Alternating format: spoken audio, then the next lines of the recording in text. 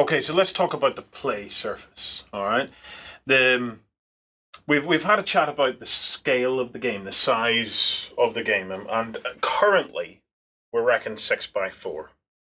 It kills me to feel constrained like that because my gut instinct is to go 8x4 okay, minimum. But remember, it's X-wing. Yes. So it's a smaller scale. It's not. We're not replicating Hoth here, because Hoth was 28 mil.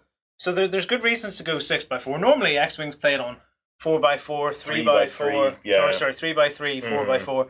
So 6x4 is good, and it gives us a long sort of channel to run down. Yeah, although I do reserve the right to scale this up to 8x4 should I feel it. But at the moment, 6x4 is good, okay? Well, the other thing it unlocked for us was the ability to use some of the mats that we have. Yes. Here we can see we've got a deep cut mat out. Yes. Now, this probably is the one we're going to use, but we have a couple of other options we'll just go over that we had a look at. But this is probably the one we're going to use. Right. And when you see it with like ATSTs, ATATs, and ATSTs and stuff, actually, I kind of like the size of the foliage and stuff. Well, the interesting thing is it's a kind of a forest table. It's like a dark forest gaming mat that looks like a canopy, okay? Now, for what we're after, the actual print doesn't particularly matter so much. It's more about the colors, the tones, and just the general, I don't know, shading of the mat, because it's going to act as a kind of a forest floor for us. Yeah. I'll quickly show you some of the other options. The temptation for a forest floor is to go brown, but I think green will just be better because we're going to put trees and stuff on it, as you'll see later. Now, we could have, two of the other options we have this one from Frontline that we had considered as well. This is a kind of a swamp mat, okay?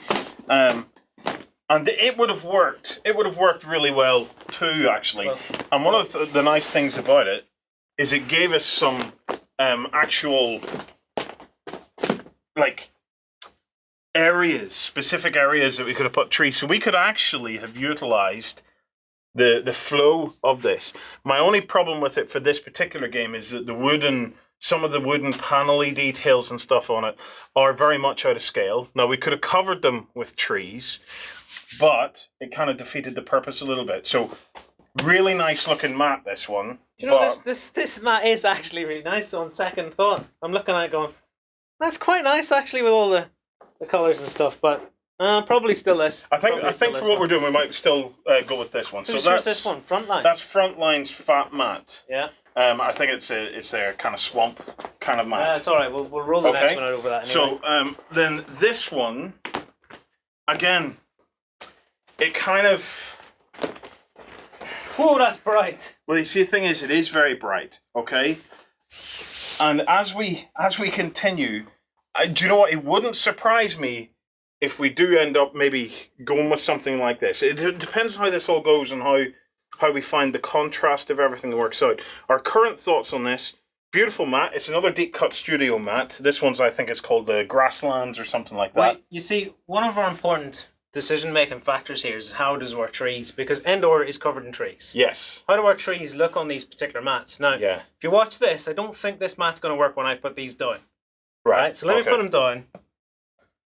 They kind of just sort of jump off of it too much, I think. I don't know what the hell kind of test that even is. I'm not sure what you're trying to demonstrate. Colour to that colour. Oh, okay. They're very obviously sitting on a base. Yeah. Right? Whereas if we start to go to some of the darker colours that we had, like this, let's do that one. Okay. So, over here, so let me even cover up some of them. We do have that option of covering up some of the wooden stuff, but you see some of the colours here, it blends a bit better with this than the first mat. Right, okay. Yeah. Right? But then, this mat here, I think it blends even better. Yeah. So, you know, we're looking at colourful mats and stuff, but we have to bear in mind it's about putting the trees and stuff on it, because the Endor is all about the trees. Mm-hmm. I think those trees match this mat the best of the three. If you think otherwise, let us know in the comments. I won't listen to you, but let us know. I might listen to you. It's nice to be spoilt for choice for a change, isn't it? So, anyway. Well, we have a couple of trees. about that. Yeah, I was going to bring these over. Let's get us. So, some scale. One of the key things we want to do here is, with it being Endor, we wanted to get some ground vehicles. What's the point in having X-Wings and TIE fighters and stuff battling it out over the surface if we're not going to have surface vehicles in it? So this is, we've been collecting these up for a while now, and so this is our kind of ground fleet for the Imperials, okay? These little jobbies here, they're slightly out of scale, so these are slightly too big, but I don't think it's going to matter so much when we actually play it out. These are I believe a little Japanese snap-together kit that you can get. I picked them up on eBay. They were an import because I was really struggling to get the ATSTs in scale. Now, the thing is... These look great, actually, when you look at them. Yes, they are beautiful little models. The thing is, the AT-ATs themselves are from way, way back in yonder years. So let me just quickly show you. This is what the AT-ATs come from, okay? It was published in 1995 by Lucasfilm. So 95...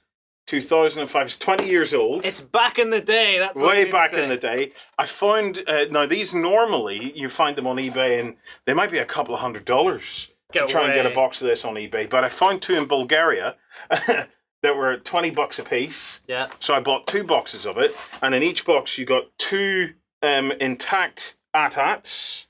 Okay, and you also got a destroyed AT-AT. Now we haven't started painting it up because I'm not sure whether we're going to use it or not. Yeah. Okay. And it is a Battle of Hoth set, and you even got a little diorama set for Hoth. Yeah. But again, we're not using that either. And this, it's a little snow speeders. But again, we're not on Hoth, so we don't need snow speeders. But these snow speeders, Killian, let me pick your Star Wars brain. Am I right if I say in Empire Strikes Back, I remember that the snow speeders were actually modified speeders to work in Hoth? They're modified air speeders, so they're modified like fighter jets, designed to skim low across the ground. I think there was a book that gave the original design for the air speeder. Yeah. It has flip-up wings at the side, a bit like an X-wing, flip-up thrusters, and these are just pinned down with massive laser cannons on top. So yeah, I mean it's a modified air speeder, it's a snow speeder. Yeah, right. I've mentioned Battlefront, you know, the game. Yeah. And I've flown the snow speeders. I've flown the X-wings, the snow speeders, the A-wings, the TIEs, and the TIE interceptors, and they're actually probably the easiest thing to fly. Yeah. Because they've taken into account that it was modified specifically to fly around planets and stuff. We're not going to use them in this game. We're not going to use them. But yeah, so that is that's an update on this so far. Stay tuned, because now that we've decided on our ground texture, we're generally happy that we have the bits and pieces we need. Yeah. We've got loads more to discuss, so we'll be coming back to discuss rules. We'll come back to discuss the Imperial base. You'll see the picture. Forth. We've got some items and stuff that we've taken a picture of. We'll probably go into a little more depth of how we're actually going to use those items. Killian's over there working away on sorting out ships and stuff, and then we'll come back and talk about list ideas and stuff. Remember that you can come and join us over on beastward.com. We're in the cage. Cameraman just got hooked. Well done, cameraman. We are in the cage today, but we've brought the laptops in, so we are monitoring comments on the live blog. Let me see if I can answer a couple of those comments while we're on. Let's see what we've got.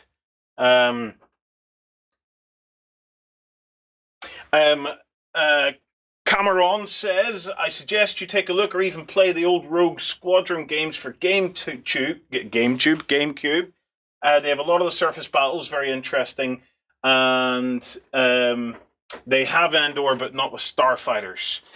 Chances of us finding a GameCube today and finding the game, pretty slim. But we will check YouTube to see if any of the footage of it has been screen capped and put onto YouTube. So thanks for that.